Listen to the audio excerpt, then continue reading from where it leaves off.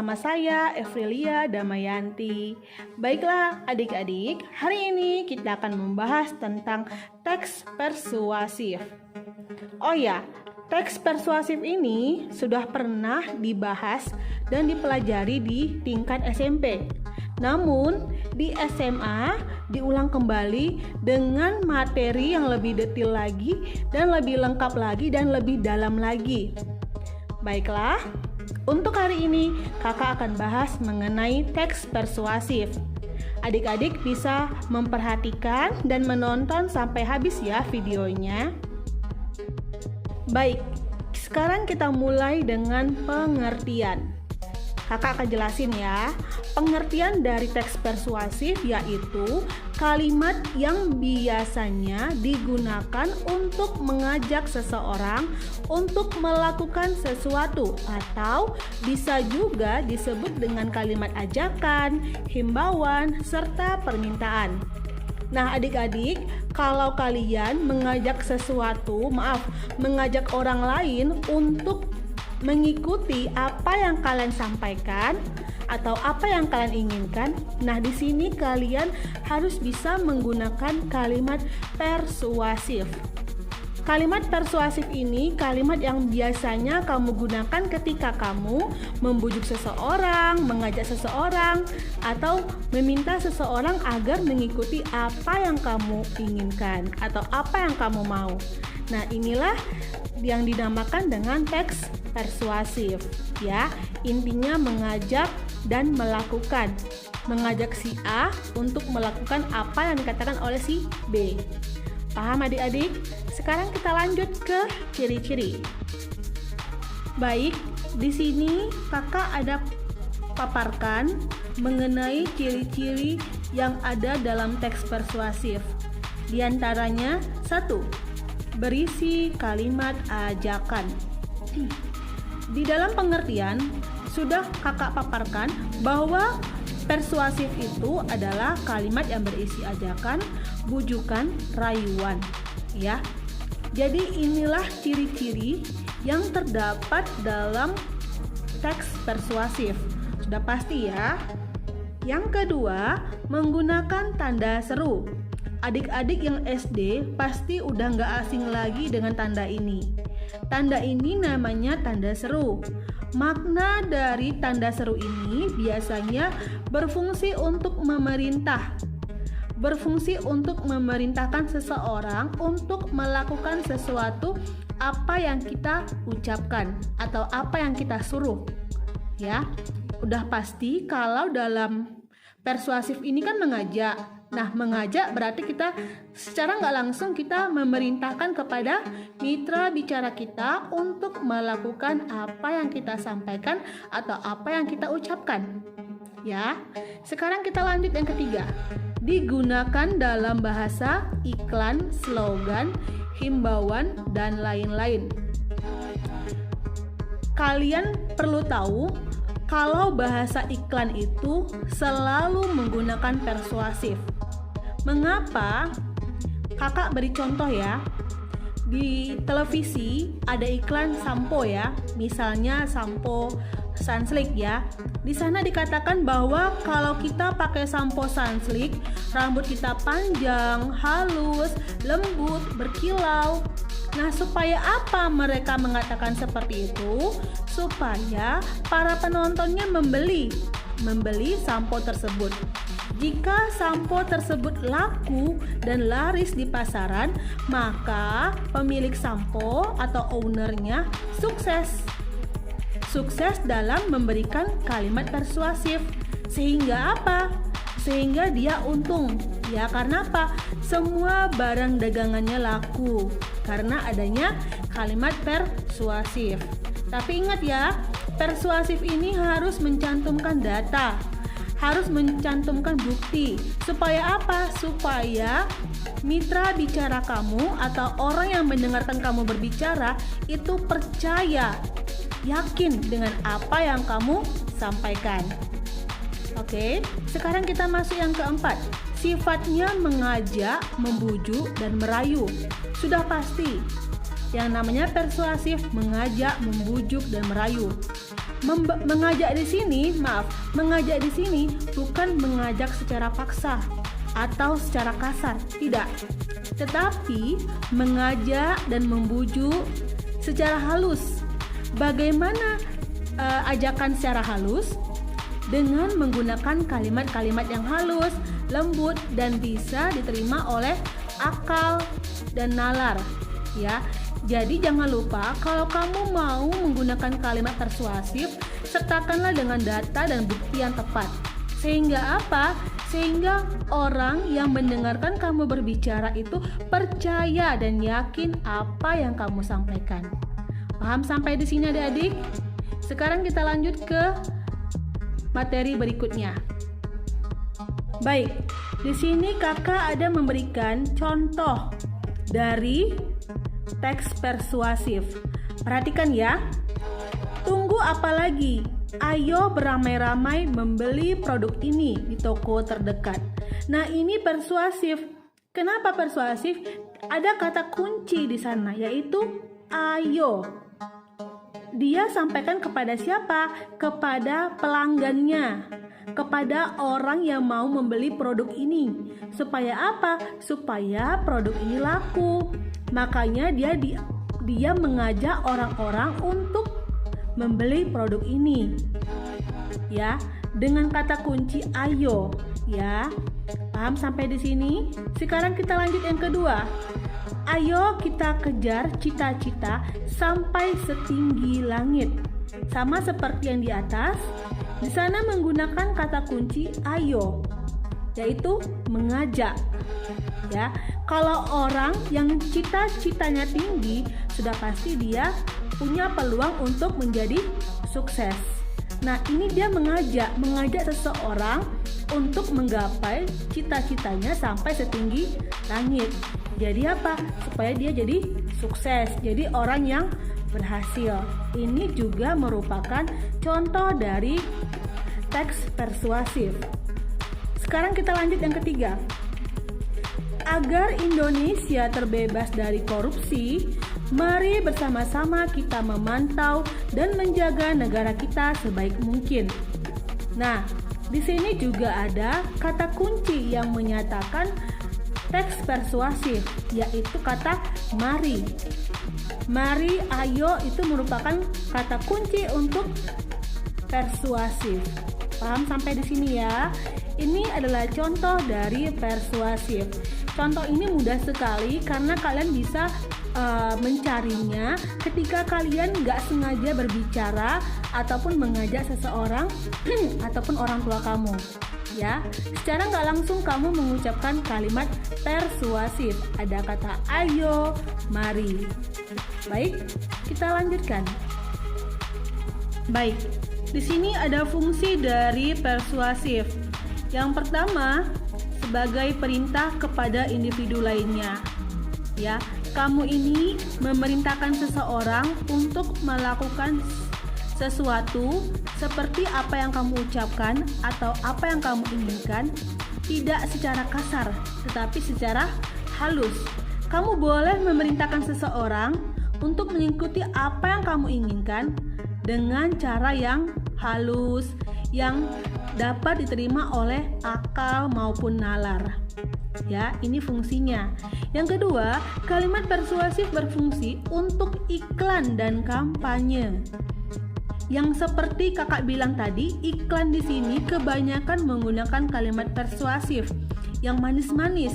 Supaya apa? Supaya penontonnya mengikuti apa yang disampaikan oleh iklan. Tidak ada iklan itu untuk menjebak penonton. Dia selalu menyampaikan hal-hal yang manis, hal-hal yang bagus, kualitas dari produk. Supaya apa? Supaya para penonton bisa membeli atau mengikuti apa yang dimaksud oleh iklan tersebut. Ya. Dan untuk kampanye, nanti kakak akan berikan contohnya dalam materi selanjutnya. Oke. Sekarang kita perhatikan yang ketiga. Bisa digunakan untuk membentuk suatu paragraf persuasif. Nah, paragraf persuasif ini nantinya akan kita praktekkan dalam penulisannya. Kita di sini dalam penulisan paragraf persuasif memiliki beberapa tahap demi tahap, langkah demi langkah. Nanti kakak akan jelaskan struktur dalam penulisan persuasif. Perhatikan ya adik-adik, tonton sampai habis video ini. Baik, sekarang kita masuk ke jenis. Jenis dari jenis dari teks persuasif ada 4. Yang pertama, kakak akan paparkan mengenai politik. Udah tahu dong ya politik ya. Persuasif ini dipakai dalam bidang politik oleh orang-orang yang berkecimpung dalam bidang politik dan kenegaraan. Siapakah orang-orang itu? Kalian akan tahu ketika kalian menonton berita, ya. Kamu akan tahu siapa sih orang yang berkecimpung dalam politik, apalagi di Indonesia. Kamu pastinya tahu dong ya. Nah, seperti ini contohnya. Sebentar lagi kita akan menggelar pesta pemilihan presiden. Ayo kita gunakan hak yang kita miliki untuk membangun Indonesia yang lebih baik dan maju. Nah, di sana ada politik. Apa politiknya? Pemilihan presiden. Supaya apa? Supaya kita memilih presiden. Dengan cara apa? Dengan mempergunakan hak pilih kita. Kita sebagai orang Indonesia, ya, kita sebagai orang Indonesia yang taat akan hukum pasti memiliki hak pilih untuk memilih presiden. Tapi ingat ya, kalau kamu belum berusia 17 tahun, kamu belum boleh memilih presiden. Oke, sampai di sini bisa dipahami? Baik, kita masuk ke nomor yang kedua. Persuasif pendidikan. Bagi adik-adik yang sekolah pasti tahu dong ya, pendidikan itu seperti apa, ya. Persuasif ini dipakai oleh orang-orang yang berkecimpung dalam bidang pendidikan dan digunakan dalam mencapai tujuan-tujuan pendidikan. Kalau dibilang dalam mencapai tujuan pendidikan, berarti kita mengharapkan yang lebih baik, pendidikan yang lebih bermutu, ya. Contohnya seperti ini. Sebentar lagi kita akan menghadapi ujian nasional. Marilah kita tingkatkan kualitas pendidikan kita. Nah, di sini topik di sini ataupun kalimat di sini membicarakan tentang pendidikan. Siapakah orang-orang yang berkecimpung dalam pendidikan? Bisa guru, kepala sekolah, kepala dinas, ataupun siswa, pelajar, mahasiswa, ataupun dosen. Nah, semua itu berkecimpung dalam pendidikan. Jadi, sampai di sini bisa dipahami. Sekarang kita lanjut ke nomor yang ketiga. Perhatikan ya. Baik, sekarang kita lanjut ke jenis yang ketiga. Di sini ada persuasif advertensi. Oh ya, sebelum kita lanjut, kakak mohon maaf jika tulisan kakak tidak bisa dibaca bagi adik-adik, karena inilah keadaannya ya. Tulisan kakak ini seperti cakar ayam yang belum tahu arah kemana. Yang pastinya di sini kakak akan buat sebaik mungkin dan secantik mungkin supaya kalian bisa lebih semangat belajarnya. Oke? Sekarang kita masuk ke pengertian advertensi. Persuasif advertensi adalah persuasif yang digunakan dalam iklan. Garis bawahi ya, dalam iklan yang bertujuan untuk memperkenalkan suatu barang atau jasa tertentu. Yang di sini yang dipromosikan, yang diperkenalkan itu adalah barang atau jasa. Barang itu seperti produk ya, seperti yang kakak bilang tadi, bisa sampo ya, seperti di iklan-iklan ya. Kemudian jasa seperti apa? Misalnya Grab, Gojek, ataupun pesawat terbang, kereta api ya. Ini juga bisa digunakan untuk advertensi. Contohnya, di sini banyak sekali contohnya ya. Kakak akan baca. Makin percaya diri dengan badan tinggi. Tinggi badan merupakan salah satu faktor yang menentukan tingkat kepercayaan seseorang. Untuk mendapatkan tubuh yang tinggi, kita perlu minum susu yang memiliki gizi yang tepat. Tenang, Grow Up hadir untuk membantu kita mendapatkan tinggi ideal. Grow Up dibuat oleh bahan alami yang mengandung kalsium dan vitamin D yang mampu meningkatkan tinggi badan. Jadi, tunggu apa lagi? Yuk beli Grow Up. Nah, di sana ada kata kunci yang menyatakan tentang persuasif. Ini dia. Yuk kita beli Grow Up. Sebelum ada kalimat ini, si penulis itu memaparkan data-data. Apa data dan bukti yang tepat? Katanya kalau kita tinggi, kita lebih percaya diri, lebih pede, ya kan? Terus kalau kita punya tinggi yang ideal, kita lebih cenderung mantep ya di hadapan orang-orang. Kita lebih percaya diri yang tinggi. Nah, supaya kita memiliki tinggi yang ideal, dengan cara apa? Kita mengkonsumsi Grow Up. Nah, Grow Up ini hadir untuk membantu orang mendapatkan tinggi yang ideal. Nah, Grow Up ini mengajak orang-orang agar membeli produk Grow Up. Di sana ada persuasif. Paham ya adik-adik ya? Advertensi di sini udah paham kan? Di sini kita menggunakan iklan yaitu Grow Up ataupun produk juga bisa. Produk Grow Up. Pasti adik-adik tahu dong apa itu Grow Up. Silakan lihat di televisi ya. Oke, sampai di sini bisa dipahami adik-adik. Kalau bisa, kita akan lanjut ke materi berikutnya. Baik, sekarang kita masuk ke jenis yang terakhir. Di sini ada persuasif propaganda. Kakak akan berikan pengertiannya ya. Persuasif propaganda adalah persuasif yang bertujuan menyampaikan informasi agar pembacanya mau melakukan atau mempercayai sesuatu yang disampaikan oleh penulis. Persuasif ini banyak ditemukan di media cetak seperti majalah, surat kabar, dan lain-lain. Ingat ya, ini ada ditemukan di majalah, surat kabar, dan lain-lain. Contohnya, kakak akan baca, panjang sekali ini ya contohnya ya. Mungkin kalian nggak ngerti tulisan kakak, tapi kakak ngerti. Kalau kalian mau perhatikan, pasti kalian akan ngerti ya. Menyantap mie instan yang dicampur nasi putih merupakan suatu kebiasaan yang lazim dilakukan oleh masyarakat kita.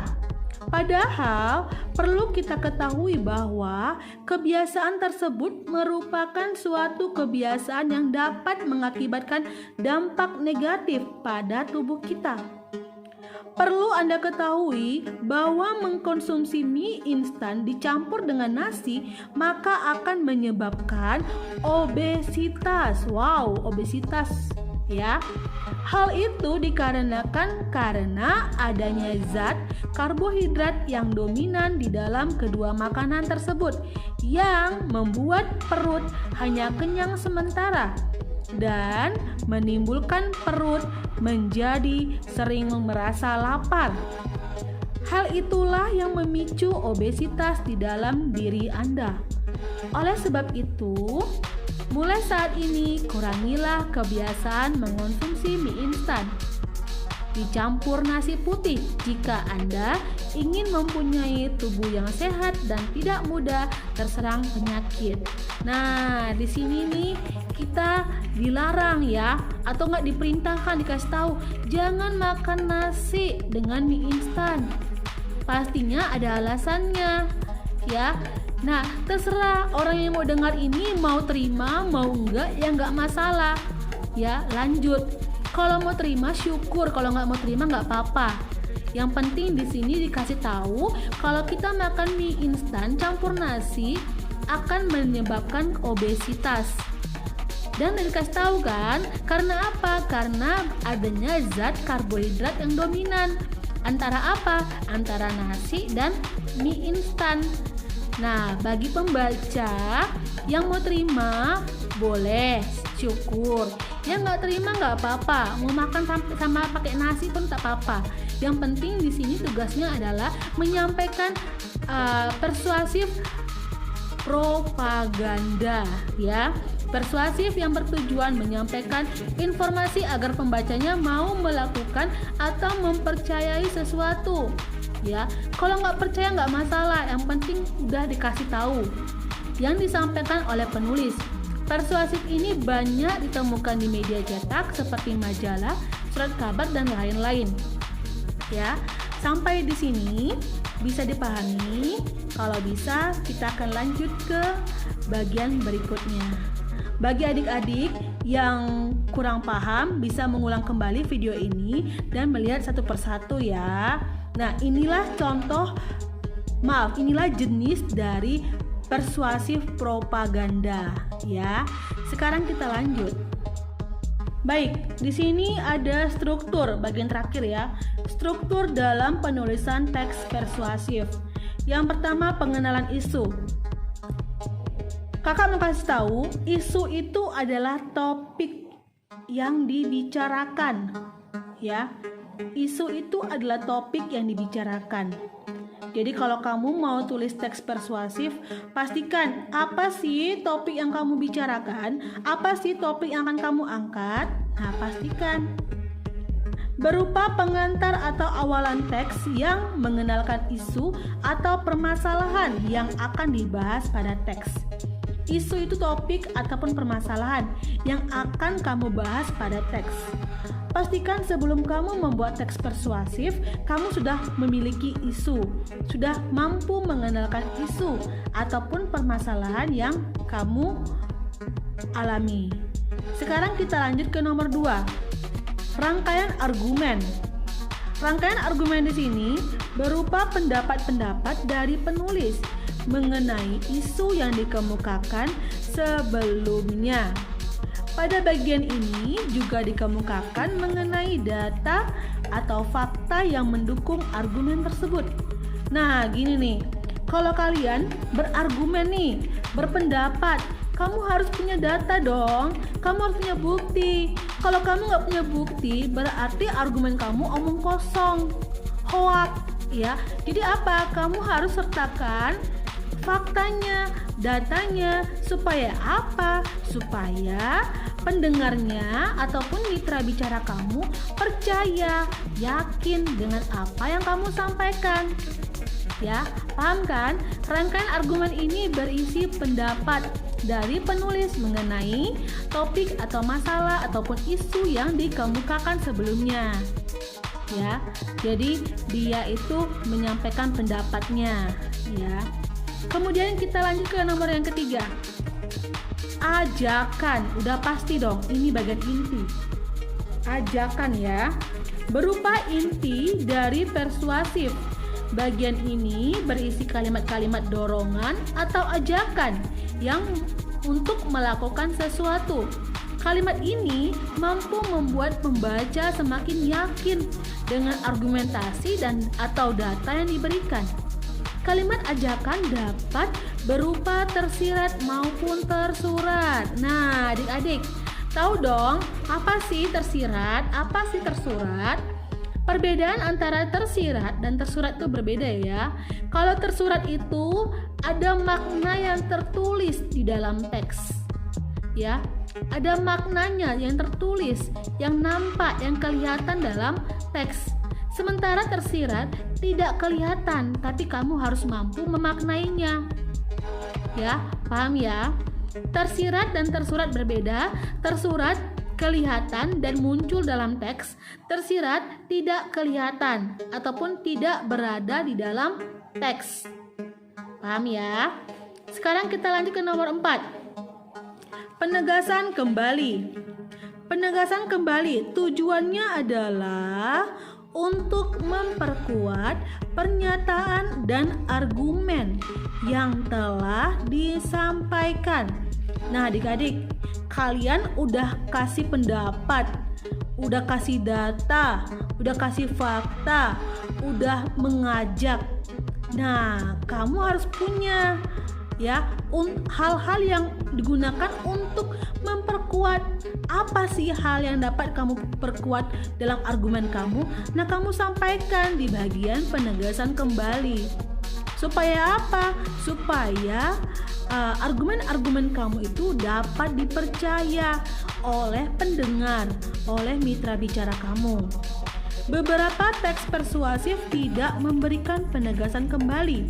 Wow, tidak memberikan penegasan kembali apabila pernyataan ajakan yang ditulis sudah jelas. Nah, ini bagi kalian yang menulis teks persuasif, di sini udah jelas nih. Ayolah kita masuk bimbel, ayolah kita masuk sekolah ini, ayolah kita masuk perguruan tinggi ini. Udah jelas kan? Nggak perlu lagi ditegaskan di bagian akhir. Tapi kalau kamu ngerasa nggak puas, ingin mempertegas lagi, kamu boleh mencantumkan di bagian akhir, di bagian penegasan kembali. Paham ya? Jadi apapun yang kamu sampaikan dalam persuasif ini harus gunakan data, yang fakta, yang faktual, dan menggunakan kalimat ajakan yang halus, yang dapat diterima oleh akal, nalar. Supaya apa? Supaya mitra bicara kamu atau pendengarnya dapat menerima apa yang kamu sampaikan, apa yang kamu ucapkan. Tapi perlu diingat ya, di sini kamu gunakan kalimat yang halus. Tentunya kalian sudah tahu dong bagaimana cara menyampaikan kalimat-kalimat yang halus, lembut, dan dapat diterima oleh pendengar ya. Sampai di sini pembahasan kita. Jika adik-adik kurang paham atau ingin mengulang kembali, bisa memutar video ini secara keseluruhan. Baik adik-adik, terima kasih bagi kalian yang sudah menonton sampai habis. Baiklah, sampai di sini pertemuan kita. Sampai jumpa. Terima kasih.